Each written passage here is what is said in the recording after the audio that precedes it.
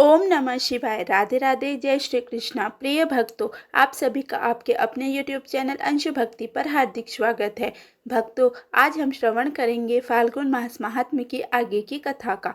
नंदीश्वर बोले, हे सनत कुमार, हे मुनि, अब अनेक प्रकार की लीला करने वाले परमात्मा शिव के ज्योतिर्लिंग स्वरूप 12 संख्यक अवतारों को सुनिए।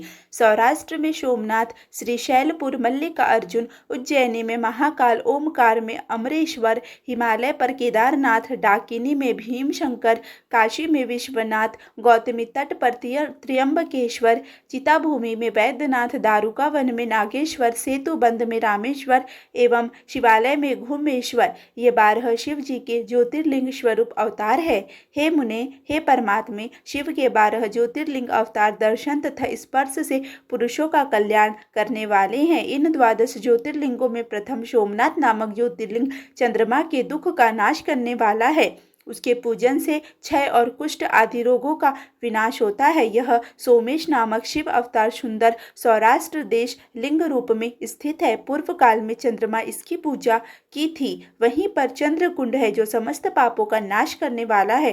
बुद्धिमान पुरुष वहां स्नान करने मात्र से सभी प्रकार के रोगों से छुटकारा पा जाता है। शिव जी के परमात्म स्वरूप महालिंग सोमेश्वर का दर्शन करने से मनुष्य पापों से मुक्त हो जाता है और भोग तथा मोक्ष प्राप्त करता है। हे तात, शिव का मल्लिकार्जुन नामक दूसरा अवतार श्री शैल पर हुआ था, जो भक्तों को मनवांछित फल प्रदान करता है। हे मुने, हे भगवान शिव कैलाश पर्वत से पुत्र कार्तिकेय को देखने के लिए अत्यंत प्रीतिपूर्वक श्री शैल पर गए और वहां लिंग रूप भक्तों के द्वारा संयुक्त हुए। हे मुने, उस द्वितीय ज्योतिर्लिंग को पूजा करने से महान सुख की प्राप्ति होती है और अंत समय में वह निसंदेह मुक्ति प्रदान करता है। हे तात, शिव जी का तीसरा महाकाल नामक अवतार उज्जैनी में अपने भक्तों की रक्षा के लिए हुआ था। पूर्व काल में रत्नमाला नामक स्थान पर निवास करने वाला वेदों का, धर्म का विध्वंसक, सर्वनाशक, ब्रह्मद्वेषी दूषण नामक असुर उज्जैनी गया। तब वेद नामक ब्राह्मण के पुत्र ने शिव जी का ध्यान किया। तब शिव जी प्रकट हुए। उन शिवजी ने उस असुर को हुंकार मात्र से उसी समय भस्म कर दिया। इस प्रकार उस दैत्य को मारकर देवगणों से प्रार्थित होकर अपने भक्तजनों की रक्षा के लिए महाकाल नामक ज्योतिर्लिंग स्वरूप से वहीं उज्जैनी में प्रतिष्ठित हुए। इस महाकाल नामक ज्योतिर्लिंग के दर्शन तथा यत्न पूर्वक पूजन से सभी कामनाएं सिद्ध हो जाती है और अंत में उत्तम गति की प्राप्ति होती है। परमात्मा शिव जी के द्वारा धारण किया गया परम स्वैर संपन्न चौथा अवतार ओमकारेश्वर नाम से प्रसिद्ध है, जो भक्तों को इच्छित फल देने वाला है। विंध्य के द्वारा भक्ति भाव से विधि पूर्वक पार्थिव लिंग स्थापित किया गया था, जिससे विंध्य की कामनाओं को पूर्ण करने वाले वे महादेव आविर्भूत हुए। देवगणों के द्वारा प्रार्थना किए जाने पर शिवजी वहां 2 रूपों में स्थित हो गए।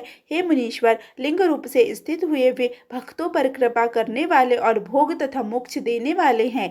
हे मुनीश्वर, प्रणव में ओमकार नाम से स्थित शिव ओमकारेश्वर नाम से प्रसिद्ध है तथा पार्थिव लिंग परमेश्वर नाम से प्रसिद्ध है। हे महामुने, इनके दर्शन तथा पूजन करने से भक्तों को अभिष्ट फल की प्राप्ति होती है। इस प्रकार मैंने आपसे चतुर्थ स्थानीय ओमकारेश्वर तथा परमेश्वर ज्योतिर्लिंगों का वर्णन किया।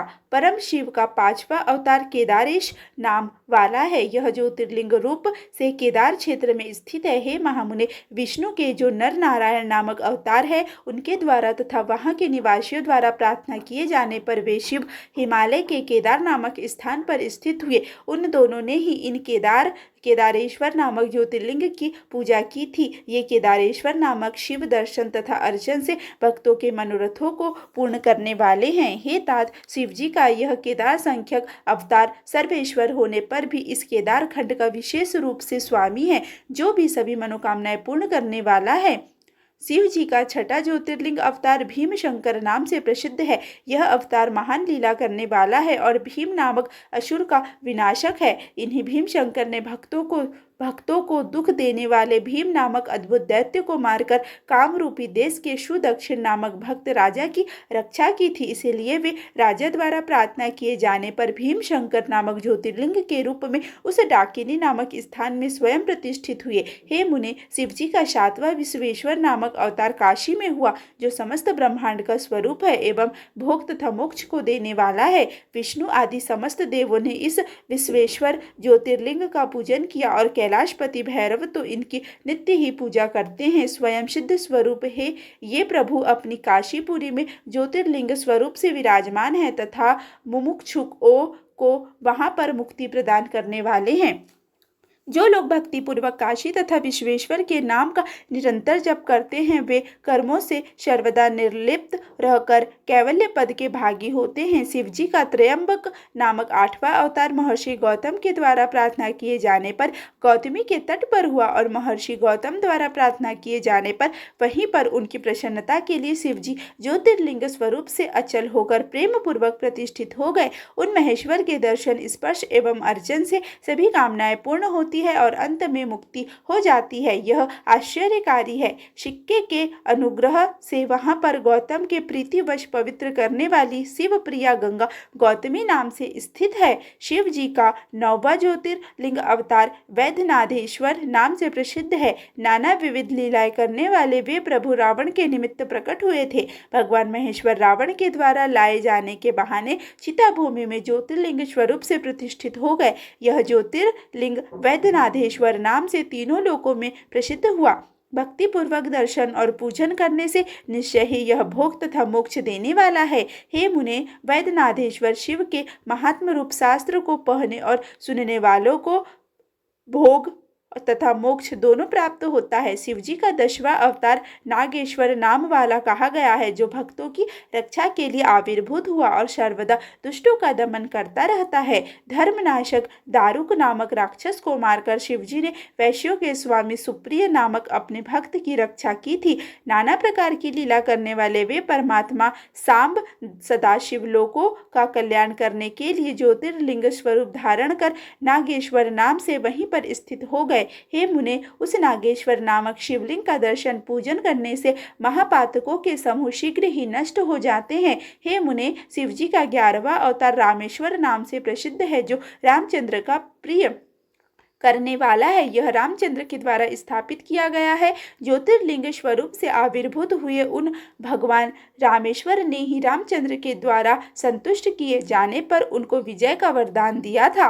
हे मुने, रामचंद्र जी द्वारा बहुत प्रार्थना करने पर उनके द्वारा सेवित हुए शिवजी का ज्योतिर्लिंग स्वरूप से सेतु बंध में स्थित हो गए। रामेश्वर की महिमा इस पृथ्वी तल में अद्भुत तथा अतुलनीय है। ये भोग तथा मोक्ष को देने वाले तथा भक्तों के मनोरथ को पूर्ण करने वाले हैं। जो मनुष्य रामेश्वर को उत्तम भक्ति पूर्वक गंगा जल से स्नान कराता है, वह जीवन मुक्त हो जाता है। वह इस लोक में देवताओं के लिए भी दुर्लभ सभी प्रकार के सुखों का उपभोग कर अंत में उत्तम ज्ञान प्राप्त कर कैवल्य मोक्ष प्राप्त करता है। शिव जी का 12वां अवतार घुमेश्वर नाम से प्रसिद्ध है, जो भक्तों पर कृपा करने वाला, अनेक विध लीला करने वाला तथा घुष्मा को आनंद देने वाला है। हे मुने, दक्षिण दिशा में देवशैल के समीप स्थित सरोवर में घुष्मा का कल्याण करने वाले प्रभु शिव प्रकट हुए थे। हे मुनि, इन भक्त वत्सल शिव ने सुदेहा द्वारा मारे गए घुष्मा के पुत्र की उसकी भक्ति से प्रसन्न हो रक्षा की थी और घुष्मा के द्वारा प्रार्थना किए जाने पर संपूर्ण मनोकामनाओं को देने वाले ये प्रभु घुमेश्वर नाम से उस सरोवर में ज्योतिर्लिंग स्वरूप में स्थित हो गए। उस शिवलिंग का दर्शन एवं भक्ति पूर्वक पूजन करने से मनुष्य इस लोक में सभी प्रकार का सुख भोग कर अंत में मुक्ति प्राप्त कर लेता है। हे सनत कुमार, इस प्रकार मैंने भोग तथा मोक्ष देने वाले इन दिव्य द्वादश ज्योतिर्लिंगों का वर्णन आपसे कर दिया है। जो मनुष्य ज्योतिर्लिंगों की इस कथा को पढ़ता अथवा सुनता है, वह समस्त पापों से छूट जाता है और भोग तथा मोक्ष प्राप्त कर लेता है। मैंने शिव जी के 100 अवतारों की उत्तम कीर्ति से पूर्ण तथा सभी मनोकामनाओं को पूर्ण करने वाली इस सतरुद्र नामक संहिता का वर्णन कर दिया है। जो एकाग्रचित होकर इसे नित्य पढ़ता अथवा सुनता है, उसकी समस्त मनोकामनाएं पूर्ण हो जाती है। उसके बाद वह मुक्ति को प्राप्त होता है। बोलिए उमा शंकर महादेव की जय। जो निर्विकार होते हुए भी अपनी माया से विराट विश्व का आकार धारण कर लेते हैं। स्वर्ग तथा अपवर्ग जिनके कृपा कटाक्ष के वैभव बताए जाते हैं तथा योगी जन जिन्हें सदा अपने हृदय के भीतर आत्मज्ञानानंद स्वरूप में देखते हैं, उन तेजोमय भगवान शंकर को जिनका आधा शरीर शैल राजकुमारी पार्वती से सुशोभित है, निरंतर मेरा नमस्कार है। जिनकी कृपापूर्ण चितवन बड़ी ही सुंदर है, जिसका मुखाग्रविंद मंद मुस्कान की छटा से अत्यंत मनोहर दिखाई देता है, जो चंद्रमा की कला से परम उज्ज्वल है, जो तीनों भीषण तापों को शांत कर देने में समर्थ है, जिसका स्वरूप संचिन्मय एवं परम आनंद रूप से प्रकाशित होता है तथा जो गिरिराज नंदिनी पार्वती के भुज पास से आविष्ठित है, वह शिव नामक कोई तेजः पुंज सबका मंगल करे। ऋषिगण बोले, हे सूत, आपने लोक का कल्याण करने के निमित्त अनेक प्रकार के आख्यानों से युक्त शिवजी के अवतारों का महात्म भली भांति कहा। अब हे तात, आप शिवजी के लिंग संबंधी महात्म का प्रेम पूर्वक वर्णन कीजिए। हे शिव भक्तों में श्रेष्ठ, आप धन्य हैं। हे प्रभु, आपके मुख कमल से शिव जी के अमृत रूप मनोहर यश को सुनते हुए हम लोग तृप्त नहीं हुए, अतः उसी को फिर से कहिए। इस पृथ्वी के सभी तीर्थों में जितने शुभ लिंग है अथवा इस भूतल पर अन्यत्र भी जो प्रसिद्ध लिंग स्थित है, हे व्यास शिष्य, लोकहित की कामना से परमेश्वर शिव के उन सभी दिव्य लिंगों का वर्णन कीजिए। सूत जी बोले, हे ऋषिवरों, आप लोगों ने लोकहित की कामना से अच्छी बात पूछी है, अतः हे द्विजो, आप लोगों के स्नेह से मैं उन लिंगों का वर्णन करता हूँ। हे मुने, शिवजी के संपूर्ण लिंगों की कोई निश्चित संख्या नहीं है, क्योंकि वह समस्त पृथ्वी लिंगमय है और सारा जगत लिंगमय है, सभी तीर्थ लिंगमय है, सारा प्रपंच लिंग में ही प्रतिष्ठित है। यद्यपि उनकी कोई संख्या नहीं है, फिर भी मैं कुछ लिंगों का वर्णन कर रहा हूँ। इस जगत में जो कुछ भी दृश्य देखा जाता है, कहा जाता है और मन से स्मरण किया जाता है, वह सब शिव स्वरूप ही है, शिव के अतिरिक्त अन्य कुछ भी नहीं है। फिर भी हे श्रेष्ठ ऋषिगण, इस पृथ्वी पर जितने भी दिव्य लिंग है, जैसा कि मुझे ज्ञात है, उनको मैं बता रहा हूँ। आप लोग प्रेम पूर्वक सुनिए। पाताल में, स्वर्ग में एवं पृथ्वी पर सभी जगह शिवलिंग है, क्योंकि देवता, असुर एवं मनुष्य ये सभी शिव जी का पूजन करते हैं। हे महर्षियों, शिव जी ने लोगों के कल्याणार्थ ही लिंग रूप से देव, मनुष्य और दैत्यों के सहित इस समस्त त्रिलोक को व्याप्त कर रखा है। वे महेश्वर लोगों के हित के लिए तीर्थ तीर्थ में तथा अन्य स्थलों में भी विविध लिंगों को धारण करते हैं। जिस जिस स्थान में जब जब शिव जी के भक्तों ने भक्ति पूर्वक उनका स्मरण किया है, उस समय उन स्थानों में प्रकट होकर भक्तजनों का कार्य करके वे वहां स्थित हो गए। उन्होंने लोको परार्थ अपने लिंग को प्रकट किया। उस लिंग का पूजन करके मनुष्य सिद्धि को प्राप्त होता है। हे द्विजो, पृथ्वी पर जितने लिंग है उनकी कोई गणना नहीं है, फिर भी मैं प्रधान लिंगों को कहता हूँ। प्रधान लिंगों में जो विशेष रूप से मुख्य लिंग है उनको मैं कहता हूँ। उनके सुनने से मनुष्य सभी पापों से मुक्त हो जाता है। हे मुनित्तम, इस लोक में मुख्यों में भी मुख्य जितने ज्योतिर्लिंग है उन्हें मैं इस समय कहता हूँ, जिन्हें सुनकर प्राणी पापों से छूट जाता है। सौराष्ट्र में सोमनाथ, श्रीशैल पर मल्लिकार्जुन, उज्जैनी में महाकाल, ओमकार क्षेत्र में परमेश्वर, हिमालय पर केदार, डाकिनी में भीमशंकर, वाराणसी में विश्वेश्वर, गौतमी नदी के तट पर त्र्यंबकेश्वर, चिताभूमि में वैद्यनाथ, दारुकवन में नागेश, सेतुबंध में रामेश्वर एवं शिवालय में घुमेश्वर नामक ज्योतिर्लिंग है।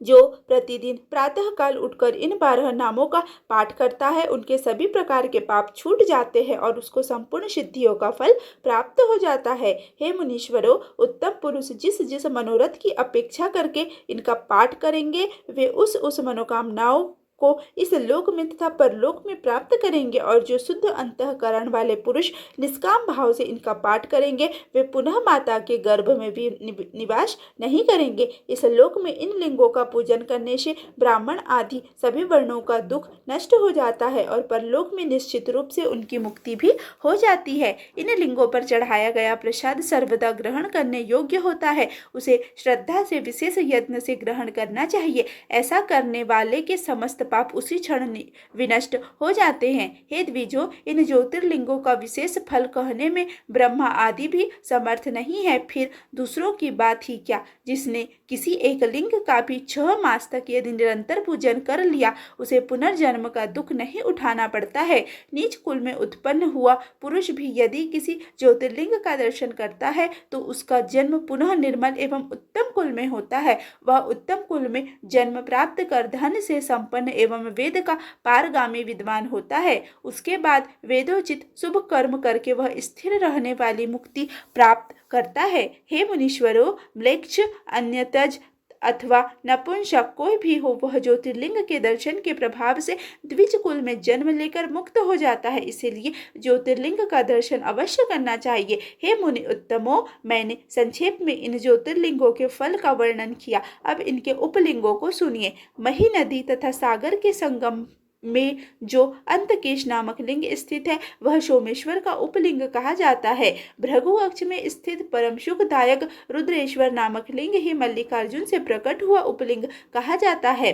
नर्मदा के तट पर महाकाल से प्रकट हुआ दुग्धेश्वर नाम से प्रसिद्ध उपलिंग है, जो संपूर्ण पाप का विनाश करने वाला है। ओमकारेश्वर संबंधी उपलिंग कर्दमेश्वर नाम से प्रसिद्ध एवं बिंदु सरोवर के तट पर स्थित है और यह संपूर्ण कामनाओं का फल देने वाला है। यमुना के तट पर केदारेश्वर से उत्पन्न भूतेश्वर नामक उपलिंग स्थित है, जो दर्शन एवं पूजन करने वालों के लिए महापाप नाशक कहा गया है।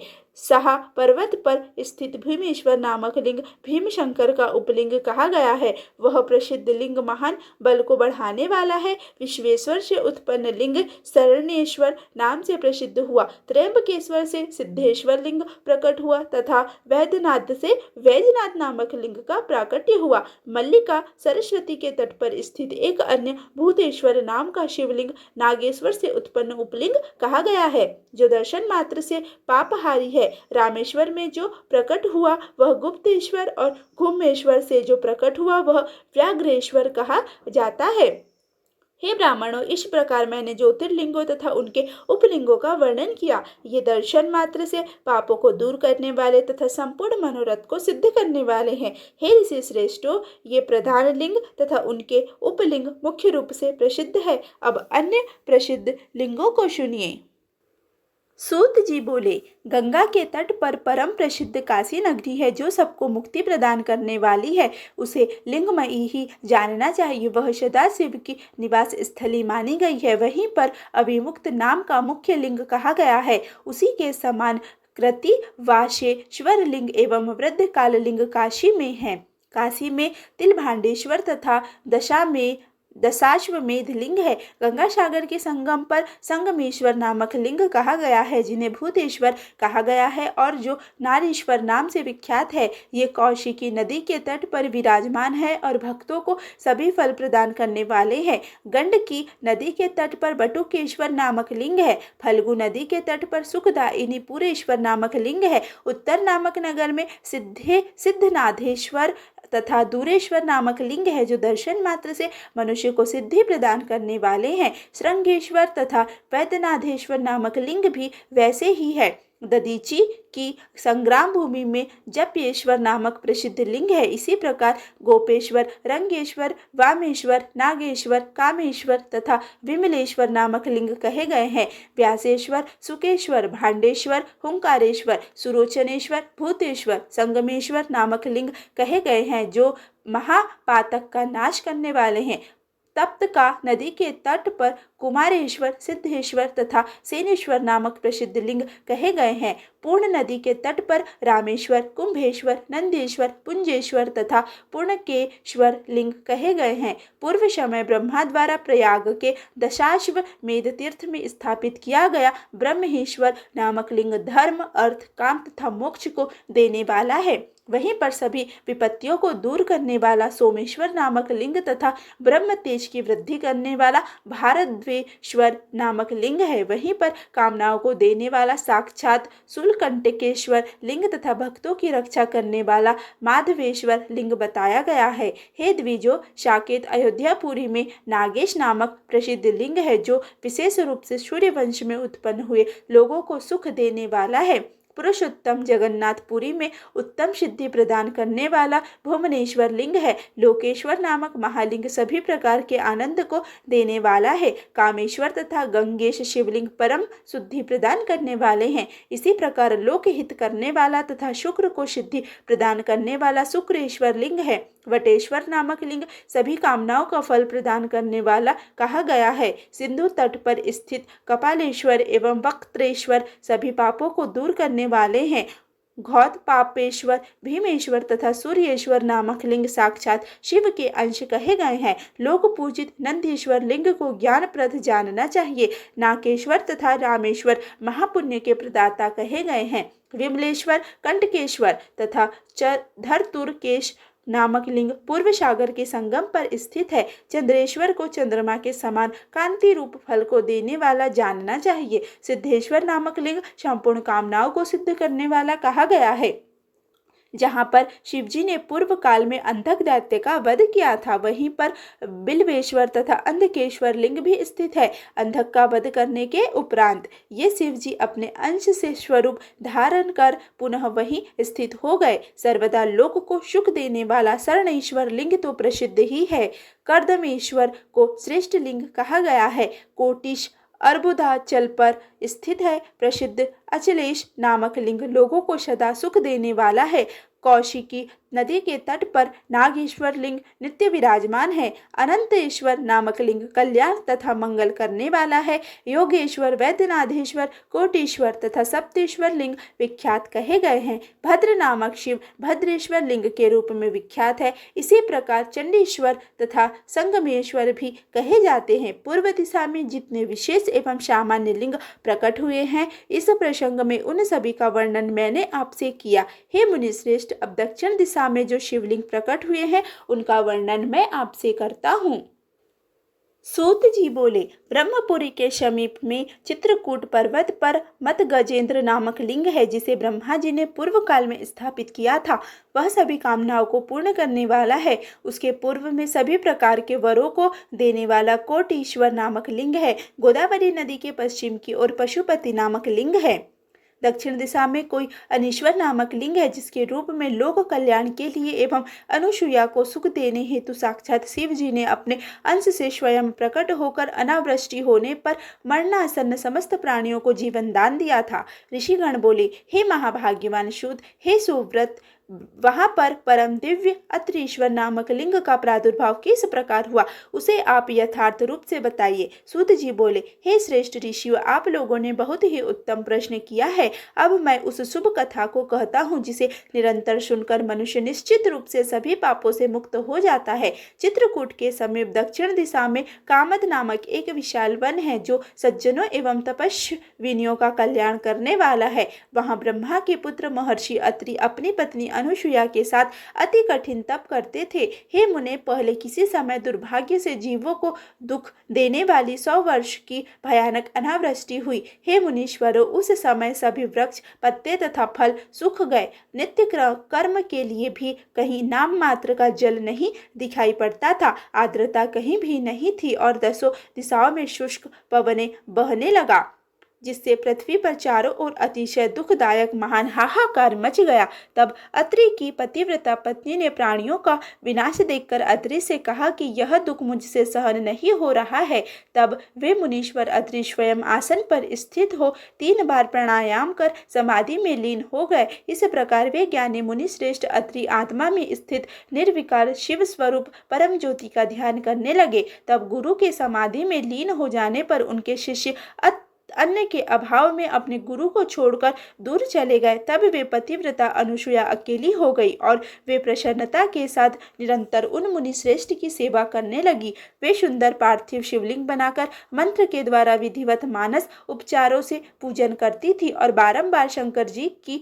सेवा कर भक्ति से उनकी स्तुति करती थी। हाथ जोड़कर स्वामी सदाशिव को प्रदक्षिणा कर सुंदर चरित्र वाली वे मुनि पत्नी अनुसुईया प्रत्येक परिक्रमा में दंडवत प्रणाम करती थी। उस समय उन शोभाशालिनी अनुसुईया को देखकर संपूर्ण दैत्य एवं दानव वहां घबरा गए और उनके तेज के कारण दूर खड़े हो गए। जिस प्रकार अग्नि को देखकर लोग दूर रहते हैं, उसी प्रकार उनको देखकर लोग समीप में नहीं आते थे। हे विपेंद्रो, अत्रि की तपस्या की अपेक्षा अनुसुईया द्वारा मन, वाणी और कर्म से किया गया शिव सेवन विशिष्ट था। इस प्रकार जब तक मुनिवर अत्रि प्राणायाम परायण होकर समाधि में लीन रहे, तब तक वे देवी उनकी सेवा करती रही। हे मुनिवर, इस प्रकार वे दोनों पति पत्नी अपने अपने कार्य में परायण होकर स्थित रहे। वहां कोई अन्य स्थित न रहा। चिरकाल व्यतीत हो जाने पर भी इस प्रकार ध्यान में मग्न ऋषि श्रेष्ठ अत्रि को किसी वस्तु का भान न रहा। पतिव्रता अनुसुईया भी अपने पति अत्रि तथा अपने इष्ट देव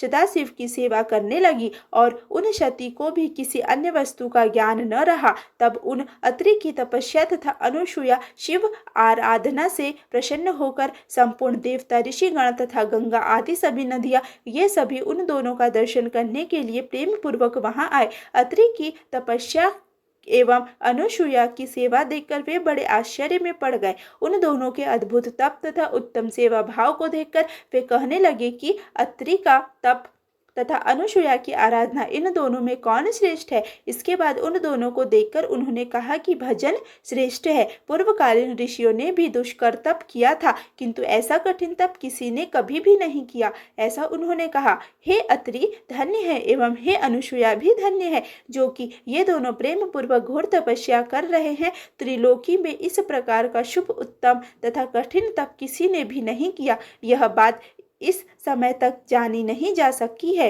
इस प्रकार उनकी प्रशंसा कर वे जैसे आए थे वैसे ही अपने अपने स्थान को चले गए, परंतु गंगा जी और शिव जी वहां स्थित रहे। गंगा तो साध्वी अनुसुईया के पातिव्रत धर्म और उनकी सेवा से मुग्ध होकर वहीं रह गई।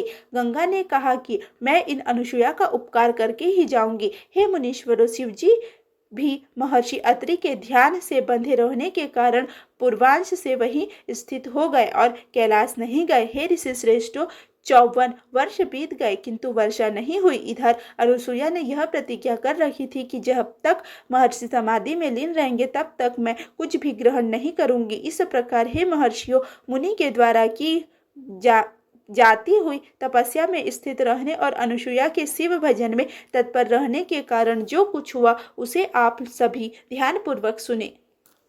सूत जी बोले, हे महर्षियों, किसी समय जब ब्रह्मवेताओं में श्रेष्ठ ऋषिवर अत्रि समाधि से जगे, तब उन्होंने अपनी प्रिया पत्नी से कहा, जल दो। वे साध्वी भी मैं जल अवश्य ही लाऊंगी ऐसा निश्चय कर कमंडल लेकर वन की ओर चल पड़ी और विचार करने लगी कि मैं जल कहाँ से लाऊं, मैं क्या करूं, कहाँ जाऊं और कहाँ से जल लाऊं।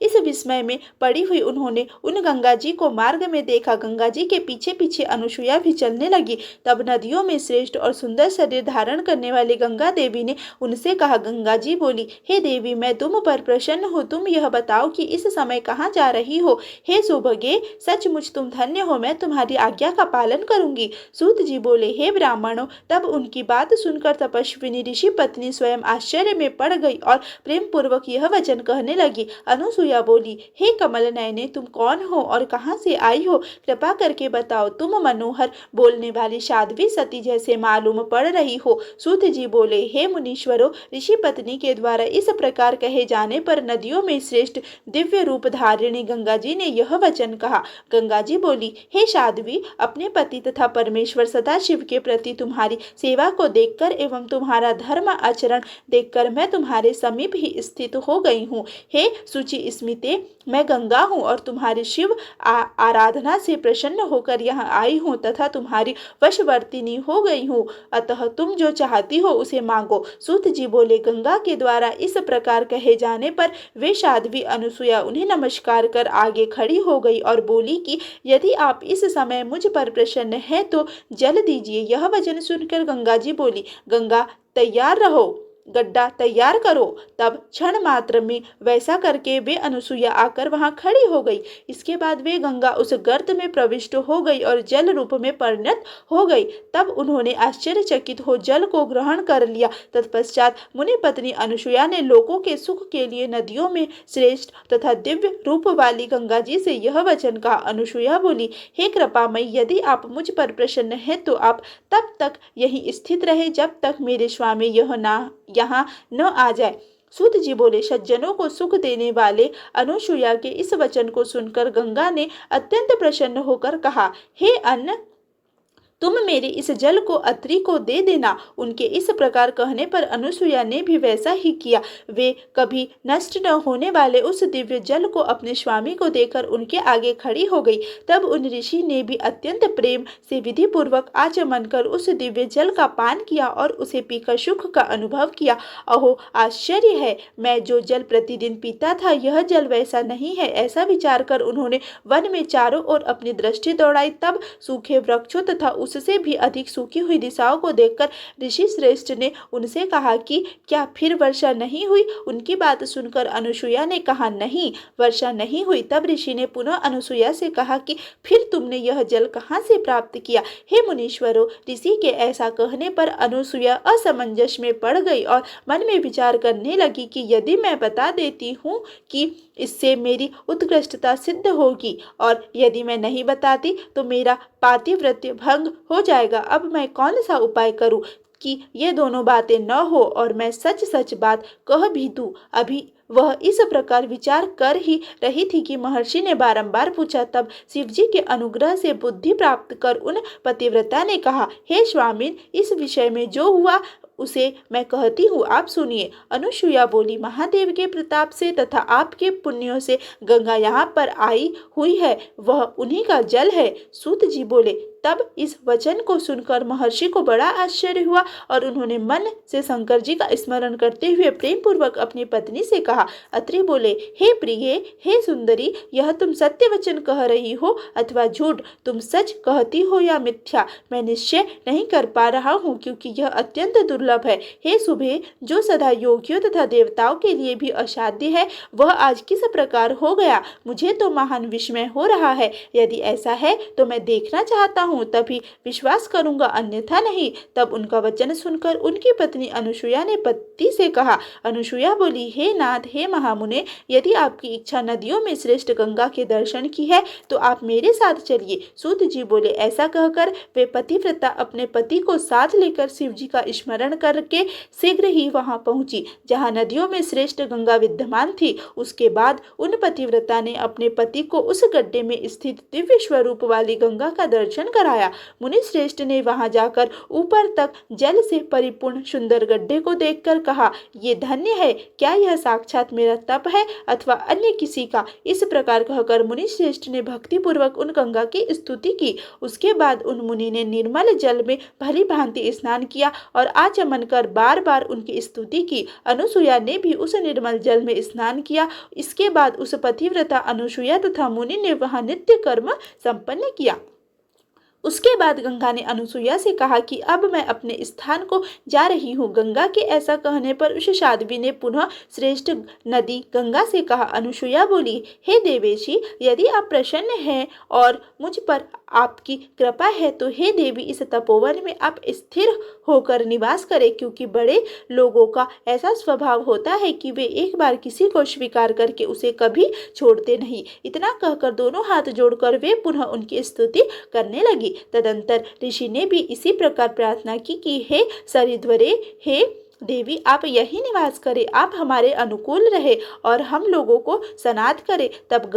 तब उनके इस मनोहर वचन को सुनकर नदियों में श्रेष्ठ गंगा का मन प्रसन्न हो गया। इसके बाद गंगा ने अनुसुईया से यह वचन कहा। गंगा जी बोली, हे अनुसुईये, यदि तुम भगवान शंकर के अर्चन एवं अपने स्वामी की सेवा का वर्ष भर का फल मुझे प्रदान करो तो मैं देवताओं के उपकार के लिए यहाँ स्थित रहूंगी। हे देवी, दान, तीर्थ, स्नान, यज्ञ तथा योग से मेरी उतनी संतुष्टि नहीं होती जितनी पतिव्रताओं के पतिव्रत धर्म से होती है। पतिव्रता को देखकर मेरे मन को जैसी प्रसन्नता होती है वैसी प्रसन्नता अन्य उपायों से नहीं होती। हे सती, हे अनुसुईये, मैं सत्य कहती हूँ, पतिव्रता स्त्री को देखकर मेरा पाप नष्ट हो जाता है और मैं विशेष रूप से शुद्ध हो जाती हूँ। पतिव्रता स्त्री पार्वती के तुल्य है, इसलिए यदि तुम लोक हित के लिए वह पुण्य मुझे देती हो और कल्याण की इच्छा करती हो तो मैं यहाँ स्थिर हो जाऊंगी। सूत जी बोले, यह वचन सुनकर पतिव्रता अनुसुईया ने वर्ष भर का वह सारा पुण्य गंगा को दे दिया। बड़े लोगों का ऐसा स्वभाव है कि वे दूसरों का हित करते हैं। इस विषय में सुवर्ण, चंदन तथा इक्षुरस, दुष्टा शांत स्वरूप है। अनुसुईया के उस महान पातिव्रत कर्म को देखकर महादेव प्रसन्न हो गए और उसी क्षण पार्थिव लिंग से प्रकट हो गए। शंभु बोले, हे साध्वी, हे पतिव्रते, तुम्हारे इस कर्म को देखकर मैं प्रसन्न हूँ। हे प्रिय, तुम मुझसे वर मांगो, क्योंकि तुम मुझे अत्यंत प्रिय हो। इसके बाद वे दोनों पति पत्नी 5 मुखों से युक्त तथा मनोरम आकृति वाले शिव को देखकर अत्यंत आश्चर्यचकित हो गए और उन्होंने दोनों हाथ जोड़कर महाशक्ति से युक्त हो नमस्कार करके स्तवन किया। फिर लोक का कल्याण करने वाले उन शंकर की भली भांति अर्चना करके उनसे कहने लगा। पति पत्नी बोले, हे देवेश, यदि आप प्रसन्न हैं और ये जगदम्बा भी प्रसन्न है तो आप इस तपोवन में निवास करें और लोगों के हित के लिए सुखदायक हो। इस प्रकार प्रसन्न हुई गंगा तथा प्रसन्न हुए सदाशिव ये दोनों वहां स्थित हो गए जहां ऋषि श्रेष्ठ अत्रि रहते थे। दूसरों का दुख दूर करने के लिए सदाशिव अत्रीश्वर नाम से वहां पर प्रसिद्ध हो गए और गंगा जी भी अपनी शक्ति से उसी गड्ढे में स्थित हो गई। उसी दिन से वहां पर जल सर्वदा अक्षय प्रवाहित होने लगा और हाथ भर के उस गड्ढे में प्रविष्ट हुई गंगा मंदाकिनी नाम से प्रसिद्ध हुई। हे द्विजो, प्रत्येक तीर्थ से उस स्थान पर वे समस्त दिव्य ऋषि अपनी पत्नियों के साथ आ गए जो वहां से पहले दूसरी जगह चले गए थे। वहां का सारा प्रदेश यव और व्रीहि से परिपूर्ण होकर जिनसे उन श्रेष्ठ ऋषियों के साथ यज्ञ गादी करने वाले वहां के लोग होम करने लगे। हे मुनीश्वरों, उस समय उन कर्मों से संतुष्ट होकर मेघों ने बहुत वर्षा की जिससे संसार में परम आनंद छा गया। हे मुनीश्वरों, इस प्रकार मैंने अत्रीश्वर का महात्मा आप लोगों से कहा जो सुखप्रद भोग मोक्ष देने वाला, समस्त मनोरथों को पूर्ण करने वाला तथा भक्ति को बढ़ाने वाला है। बोलिए उमापति महादेव की जय। सूत जी बोले, दिव्य कालंजर पर्वत पर नीलकंठ नामक महादेव लिंग रूप में सदा निवास करते हैं जो भक्तजनों को सर्वदा आनंद प्रदान करने वाले हैं। उनकी महिमा परम दिव्य है जिसका वर्णन वेद तथा स्मृतियों में किया गया है। वहां पर नीलकंठ नामक तीर्थ है जो स्नान करने से मनुष्यों के पापों को नष्ट करने वाला है।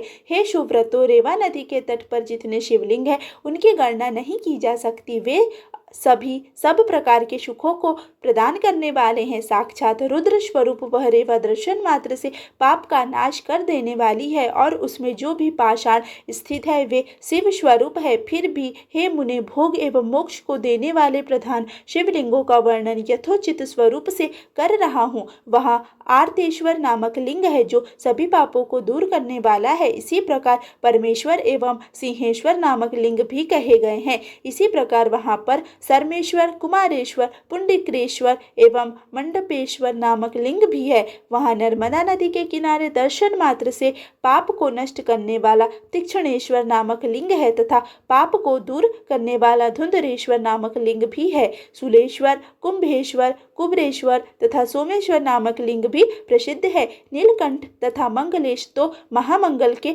स्थान ही है। महाकपीश्वर महादेव की स्थापना स्वयं हनुमान जी ने की थी। इसी क्रम में करोड़ों हत्याओं के पाप को नष्ट करने वाले, संपूर्ण कामनाओं का फल प्रदान करने वाले तथा मोक्षदायक नंदी देव भी कहे गए हैं। जो अति प्रसन्नता पूर्वक नंदिकेश्वर का पूजन करता है उसे संपूर्ण सिद्धियां नित्य प्राप्त होती है, इसमें संशय नहीं है। हे श्रेष्ठ मुनियों, वहाँ रेवा नदी के तट पर जो स्नान करता है उसकी समस्त इच्छाएं पूर्ण हो जाती है तथा उसके सारे पाप नष्ट हो जाते हैं। ऋषिगण बोले, उस नंदिकेश्वर लिंग का ऐसा महात्म क्यों है?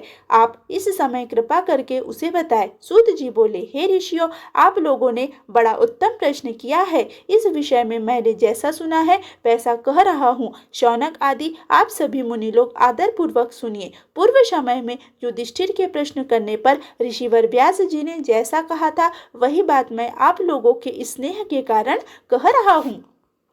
रेवा नर्मदा नदी के पश्चिमी तट पर कर्णिकी नामक एक नगरी विराजमान है जो संपूर्ण शोभा से युक्त है और चारों वर्णों से भरी पड़ी है। वही उत्तत के कुल में उत्पन्न कोई श्रेष्ठ ब्राह्मण रहता था। वह अपनी पत्नी को अपने 2 पुत्रों को सौंपकर काशी चला गया। वह विप्र वहीं पर मर गया। जब उसके पुत्रों ने यह समाचार सुना तो दोनों पुत्रों ने उसका श्राद्ध आदि कृत्य कर दिया। पुत्रों का हित चाहने वाली उसकी पत्नी ने ने अपने बालकों का लालन पालन किया। पुत्रों के बड़े हो जाने पर उसने कुछ धन बचाकर शेष धन का बंटवारा कर दिया। उसने कुछ धन अपने मरण कृत्य के लिए सुरक्षित कर अपने पास रख लिया। कुछ समय बीतने पर मरणासन्न होने पर उस ब्राह्मणी ने अनेक प्रकार के पुण्य कार्य किए, किंतु हे द्विजो, देवयोग से वह ब्राह्मणी मरी नहीं। जब देववश उन दोनों की माता के प्राण नहीं निकले, तब माता के उस कष्ट को देखकर उसके दोनों पुत्रों ने कहा। पुत्र बोले, हे माता, अब किस बात की कमी रह गई है जिससे आपको यह महान कष्ट मिल रहा है? आप शीघ्रता से हमें बताएं, हम लोग प्रेम पूर्वक उसे करेंगे। सूत जी बोले, यह सुनकर माता ने कहा कि कमी तो बहुत रह गई है, किंतु यदि तुम लोग उसे पूरा करो तो सुखपूर्वक मेरी मृत्यु हो सकती है। तब उसका जो ज्येष्ठ पुत्र था उसने कहा कि आप बताइए, मैं उसे अवश्य करूँगा। तब उसने कहा। द्विज पत्नी बोली, हे पुत्र, मेरी बात प्रेम से सुनो। पहले मेरी इच्छा काशी जाने की थी, किंतु वैसा नहीं हो सका और अब मैं मर रही हूँ। हे पुत्र, तुम आलस्य का त्याग कर मेरी अस्थियों को काशी में गंगा जल में फेंक देना, तुम्हारा कल्याण होगा, इसमें संशय नहीं है। सूत जी बोले, माता के इस प्रकार कहने पर मैं भक्ति रखने वाले उस ज्येष्ठ पुत्र ने सुव्रता मरणासन्न माता से कहा। पुत्र बोला, हे माता, आप सुखपूर्वक अपने प्राणों का त्याग कीजिए। मैं सर्वप्रथम आपका कार्य करने के लिए ही अपना काम करूँगा, इसमें संशय नहीं है। इसके बाद अपनी माता के हाथ में जल देकर ज्यों ही पुत्र घर गया, तभी वह शिवजी का ध्यान करती हुई वहाँ मर गई। तब उसका जो भी कृत्य था वह सब भली भांति करके पुनः सारा मासिक पिंडदान आदि कार्य करके वह काशी जाने को तैयार हो गया। दोनों में ज्येष्ठ पुत्र जो सुवाद नाम से प्रसिद्ध था, वह उसकी अस्थि को लेकर तीर्थ की कामना से निकल पड़ा। श्राद्ध, दान तथा ब्राह्मण भोजन आदि उत्तम विधि संपन्न कर अपनी भार्या और पुत्रों को आश्वासन देकर माता का हित करने की इच्छा से किसी सेवक को बुलाकर उसी के साथ मंगल स्मरण करके वह द्विज घर से चला गया। उस दिन उसने 1 योजन चलकर सूर्यास्त होने पर किसी विंशति नामक शुभ ग्राम में किसी ब्राह्मण के घर में निवास किया। उसके बाद उस द्विज ने विधि पूर्वक संध्या आदि सत्कर्म किया और अद्भुत क्रियाकलाप वाले शंकर की स्तुति आदि की। इस प्रकार सेवक के सहित वह ब्राह्मण वहां रुक रहा और 2 मुहूर्त भर रात बीत गई। हे मुनियों, इसी बीच वहां जो आश्चर्यमय घटना घटी उसे आप लोग आदरपूर्वक सुनिए, मैं आप लोगों को बताता हूँ। सूत जी बोले, हे ऋषियों, वहाँ पर आंगन में एक उत्तम गाय बंधी थी। रात को जब बाहर गया हुआ गृहपति ब्राह्मण आया, तब हे मुनीश्वरों, गाय को बिना दूही हुई आंगन में स्थित देखकर करके खिन्न हो उसे धोने की इच्छा से उसने अपनी पत्नी से कहा कि हे प्रिय, तुमने अभी तक गाय नहीं धोई। पत्नी से ऐसा कहकर वह बछड़े को ले आया। इसके बाद हे मुनियों, धोने के उद्देश्य से शीघ्र ही स्त्री को बुलाकर दूध की इच्छा वाला वह गृहपति ब्राह्मण स्वयं बछड़े को खूंटे में बांधने का प्रयत्न करने लगा। हे सुव्रतो, ब्राह्मण द्वारा खींचे जाने पर बछड़े ने उसके पैर में लात मार दी, जिससे ब्राह्मण को कष्ट हुआ। उस पाद प्रहार के कारण क्रोध से तमलता में हुए उस ब्राह्मण ने कुहनी से उस बछड़े को जोर से मारा। इस प्रकार उसके द्वारा मरे जाने पर बछड़ा भी शांत हो गया। उसके बाद उस ब्राह्मण ने गाय को दूह लिया, किंतु क्रोध के कारण बछड़े को मुक्त नहीं किया। वह गाय अपने बछड़े को प्रीतिपूर्वक दूध पिलाने के लिए महान रुदन करने लगी। तब उसका रुदन देखकर बछड़े ने यह वाक्य कहा। बछड़ा बोला, हे माता, तुम क्यों रो रही हो? तुम्हें कौन सा दुख आ पहुंचा? उसे प्रेम पूर्वक मुझे बताओ। यह सुनकर गाय बोली, हे पुत्र, मेरा दुख सुनो, मैं उसे कह नहीं सकती हूँ। इस दुष्ट ने तुमको मारा है, इससे मुझे भी बहुत दुख हुआ है। सूत जी बोले, अपनी माता की बात सुनकर प्रारब्ध से संतुष्ट उस बछड़े ने अपनी माता को समझाते हुए कहा, हे माता, क्या किया जाए और कहाँ जाया जाए, क्योंकि हम सभी कर्म के बंधन में बंधे हुए हैं। इसीलिए पूर्व में जैसा कर्म किया गया है वही इस समय भोगना पड़ रहा है। प्राणी हंसते हुए तो कर्म करता है और रोते हुए उसका फल भोगता है। कोई किसी को न सुख देने वाला है और न ही किसी को दुख देने वाला है। कोई दूसरा सुख और दुख देने वाला है, यह दुर्बुद्धि मानी गई है। मैं ही करता हूँ, यह मिथ्या ज्ञान कहा गया है। प्राणी को अपने कर्मों से दुख होता है और उसी कर्म से सुख भी होता है, इसीलिए कर्म की पूजा होती है। सब कुछ कर्म में ही स्थित है। हे माता, तुम में और ये जीव आदि जो भी ये सब कर्म से हुए हैं, इसीलिए तुम किसी प्रकार का सोच मत करो। सूत जी बोले, इस प्रकार अपने पुत्र के ज्ञानपूर्ण वचन को सुनकर पुत्र शोक से युक्त एवं दुखित उस गाय गाय गाय ने यह कहा। गाय बोली, हे वत्स, मैं सब जानती हूँ कि सभी प्राणी कर्म के अधीन है, किंतु मोह से ग्रस्त होने के कारण मैं बारंबार दुख प्राप्त कर रही हूँ। तुम्हारी ममतावश बहुत रुदन भी किया, किंतु तब भी दुख शांत नहीं हो रहा है। तब यह बात सुनकर बछड़े ने माता से यह कहा। बछड़ा बोला, यदि तुम ऐसा जानती हो तो फिर रोना कैसा? कुछ भी करके उसका भोग करना ही पड़ता है, अतः अब दुख छोड़ो। सूत जी बोले, पुत्र की यह बात सुनकर उसकी माता बहुत दुखित हुई। इसके बाद लंबी सांस लेकर गाय ने बछड़े से यह वचन कहा। गाय बोली, हे पुत्र, मेरा दुख तो तभी दूर होगा जब वैसा ही दुख इस ब्राह्मण को भी होगा। यह मैं सत्य कह रही हूँ। हे पुत्र, मैं प्रातः काल से उसे अवश्य ही दोनों सिंगों से मारूंगी और तब घायल होने पर इसके प्राण अवश्य छूट जाएंगे, इसमें संशय नहीं है। बछड़ा बोला, हे माता, तुमने पूर्व जन्म में जो कर्म किया है उसका फल इस समय भोग रही हो और अब इस ब्रह्म हत्या का फल किस प्रकार भोगोगी? हे माता, पुण्य और पाप के समान होने पर भारत में जन्म प्राप्त होता है और भोग के द्वारा उन दोनों के नष्ट होने पर मुक्ति प्राप्त होती है। कभी कभी कर्म के द्वारा कर्म का नाश हो जाता है तो कभी वह कर्म भोग का भी कारण बनता है। इसलिए तुम पुनः इस प्रकार का कर्म करने के लिए तत्पर मत हो। मैं कहाँ से आज तुम्हारा पुत्र हूँ और कहाँ से तुम मेरी माता हो, अतः पुत्रत्व और मातृत्व का अभिमान व्यर्थ है। तुम इस पर विचार करो। तुम विचार करो कि कौन किसकी माता और कौन किसका पिता है, कौन किसका स्वामी और कौन किसकी पुत्री है। यहाँ पर कोई भी किसी का नहीं है, सभी अपने किए हुए कर्म का फल भोग रहे हैं। हे माता, ऐसा विचार कर आपको धैर्य से दुख का त्याग करना चाहिए और परलोक में सुख की इच्छा से सधर्म का आचरण करना चाहिए। गाय बोली, हे पुत्र, यद्यपि मैं यह जानती हूँ, किंतु यह मोह मुझे नहीं छोड़ता। उसने तुम्हें जिस प्रकार का दुख दिया है, मैं वैसा ही दुख उसे भी दूंगी। उसके बाद मैं वहाँ जाऊंगी जहाँ ब्रह्म हत्या का नाश होता है। वह स्थान मैंने देखा है जिससे मेरी हत्या दूर हो जाएगी। सूत जी बोले, हे श्रेष्ठ ब्राह्मणों, अपनी माता उस गाय की बात सुनकर बछड़ा चुप हो गया और इसके आगे कुछ भी नहीं कह सका। हे मुनीश्वरों, तब उन दोनों की यह अद्भुत बात सुनकर वह तीर्थयात्री ब्राह्मण विस्मित होकर मन में विचार करने लगा कि प्रातःकाल इस अद्भुत घटना को देखकर ही मुझे जाना चाहिए, फिर मुझे उस ब्रह्म हत्या विनाशक स्थान पर अवश्य चलना चाहिए। सूत जी बोले, हे ब्राह्मणों, वह मात्र भक्त ब्राह्मण मन में ऐसा निश्चय कर सेवक सहित अति विस्मित हो रात्रि में सो गया। उसके बाद प्रातःकाल होने पर गृहपति ब्राह्मण उठा और पथिक को जगाने लगा तथा उससे यह वचन कहने लगा। ब्राह्मण बोला, हे पथिक, तुम अभी तक क्यों सो रहे हो? प्रातः काल हो गया है, अतः जहाँ जाने की इच्छा हो उस स्थान के लिए अपनी यात्रा आरंभ करो। तब उसने कहा, हे ब्राह्मण, सुनिए, मेरे सेवक के शरीर में वेदना है, अतः मुहूर्त भर रुक कर हम चले जाएंगे।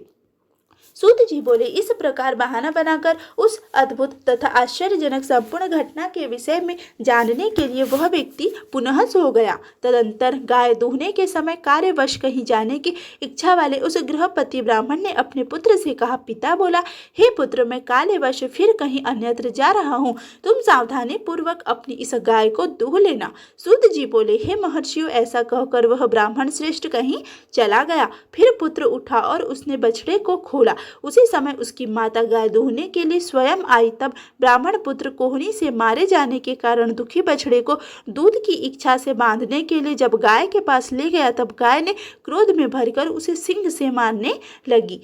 तब मर्म स्थान में चोट खाया हुआ वह मूर्छित होकर गिर पड़ा। उसी समय सब लोग एकत्रित हो गए। गाय ने बालक को मार डाला। जल लाओ, जल लाओ, इस प्रकार कहते हुए वे जहाँ उसके पिता आदि थे वहां पहुंचे। जब तक उसे बचाने का प्रयत्न किया गया इतने में वह बालक मर गया।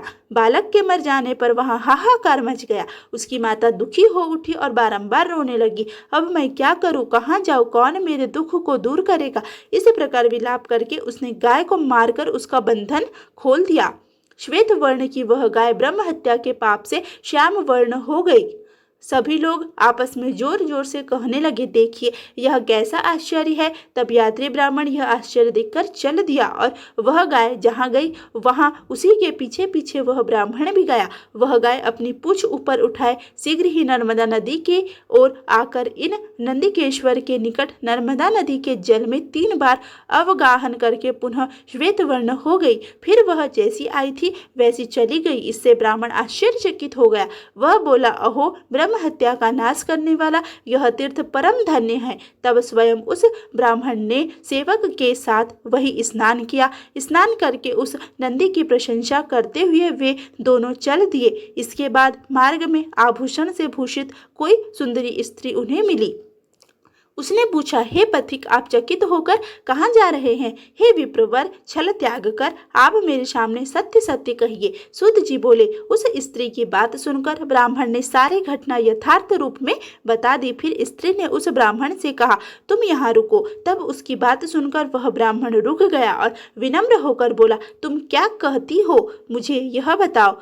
तब वह पुनः बोली, तुमने जिस स्थल को अभी देखा है वही आपकी माता की अस्थियों को विसर्जित कर दो, अन्यत्र क्यों जाते हो। हे पथिक श्रेष्ठ, ऐसा करने से तुम्हारी माता साक्षात दिव्य तथा उत्तम शरीर धारण कर शीघ्र ही शिव की कृपा से सद्गति को प्राप्त कर लेगी। हे ब्राह्मण श्रेष्ठ, वैशाख मास में शुक्ल पक्ष की सप्तमी के शुभ अवसर में यहाँ सर्वदा गंगा जी आती है। साथ ही वह सप्तमी तिथि है और वह गंगा मैं ही हूँ तथा वहीं जा भी रही हूँ। हे मुनीश्वर, यह कहकर स्त्री रूपधारी वे गंगा जी अंतर्ध्यान हो गई।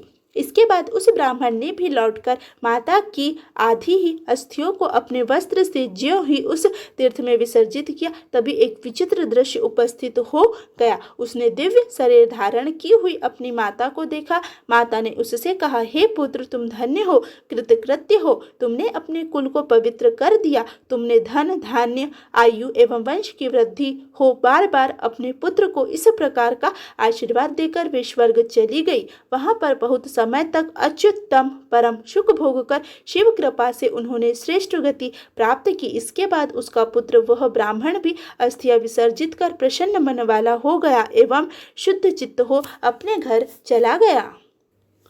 प्रिय भक्तों, आज का अध्याय यहीं पर समाप्त हुआ। यदि आज की यह कथा आप सभी को अच्छी लगी हो तो प्लीज़ वीडियो को